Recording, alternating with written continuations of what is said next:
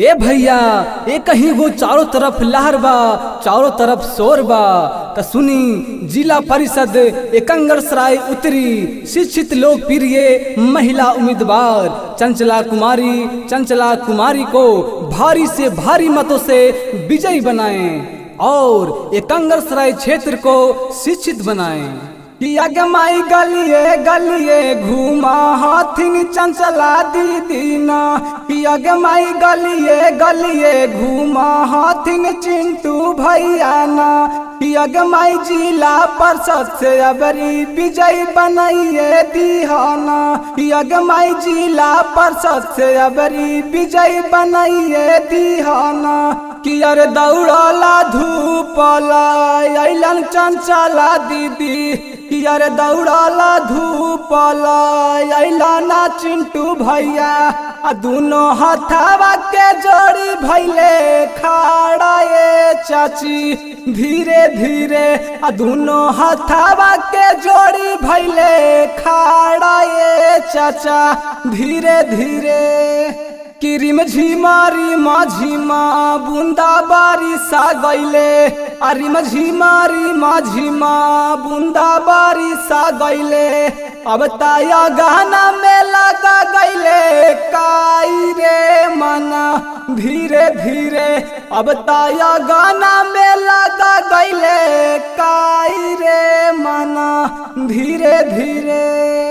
कि वोट मांगे चला ना दीदी चंचला दीदी, कि वोट मांगे चला ना भैया चिंटू वे भैया, दोनों हथवा के जोड़ी भैले खड़ा ये चाची धीरे धीरे, दोनों हथवा के जोड़ी भैले खड़ा ये चाचा धीरे धीरे। तब वोट देवे चली हजी भौजी भौजी पातर की भौजी, अब वोट देवे चली हजी भौजी भौजी सुनर की भौजी, अब तमन्नावा में करी के बिचारा ये चाची धीरे धीरे, अब तमन्नावा में करी के बिचारा ये भैया धीरे धीरे।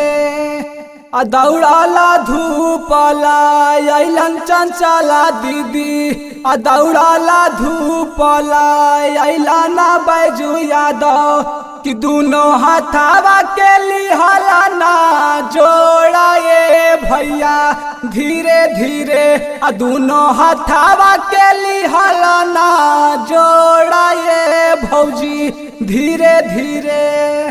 अमनमा के सोचा हाथीन नेता महान जी, दिलवा के अच्छा हाथीन दीदी चंचला जी, अनका के विजयी बनई है जिला परिषद से जी, अनका के विजयी बनई है जिला परिषद से जी। कि आगे माई के करे गड़िया के करे झंडवा उड़ते आवैना, कि आगे माई के करे गड़िया के करे झंडवा उड़ते आवैना, कि आगे माई चंचला दीदी के गड़िया झंडवा उड़ते आवैना, कि आगे माई बैजू यादव के गड़िया झंडवा उड़ते आवैना।